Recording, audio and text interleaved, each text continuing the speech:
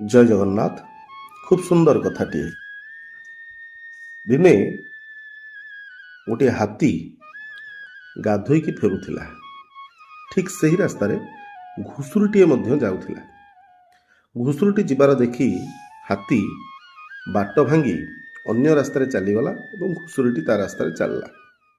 ତ ଘୁଷୁରି ଏହା ଦେଖି ଅନ୍ୟ ଘୁଷୁରିମାନଙ୍କୁ ଯାଇ କହିଲା, ଦେଖ, ମୋତେ ଦେଖି ହାତୀ ଏଡ଼ ବଡ଼ ଜନ୍ତୁ କିନ୍ତୁ ବାଟ ଭାଙ୍ଗି ଚାଲିଗଲା, ଡରିଲା, ମୋତେ ଡରି ବାଟ ଭାଙ୍ଗି ଚାଲିଗଲା। ଘୁଷୁରିଟି ଅନ୍ୟ ଘୁଷୁରିମାନଙ୍କ ଆଗରେ କହିଲା।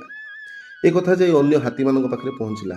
ଅନ୍ୟ ହାତୀମାନେ ତାକୁ ପଚାରିଲେ ତୁମେ ଘୁଷୁରିକୁ ଦେଖି ଡରିଗଲ କି? କାହିଁ ତାକୁ ବାଟ ଭାଙ୍ଗି ଚାଲି ଆସିଲ? ତ ହାତୀଟି ଉତ୍ତର ଦେଲା, ମୁଁ ଗାଧୋଇ ଫେରୁଥିଲି, ଶୁଚିମନ୍ତ ହୋଇ ପବିତ୍ର ହୋଇ ଫେରୁଥିଲି।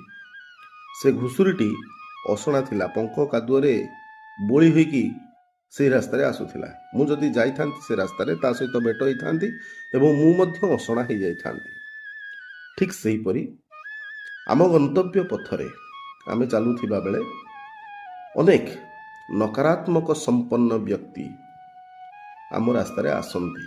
ଆମେ ତାଙ୍କୁ ଅଣଦେଖା କରି ବାଟ ଭାଙ୍ଗି ଚାଲିଯିବା ଉଚିତ, ନଚେତ୍ ଆମେ ଅସୁବିଧାରେ ପଡ଼ିବା। ଜୟ ଜଗନ୍ନାଥ, ଜୟ ଶ୍ରୀକୃଷ୍ଣ।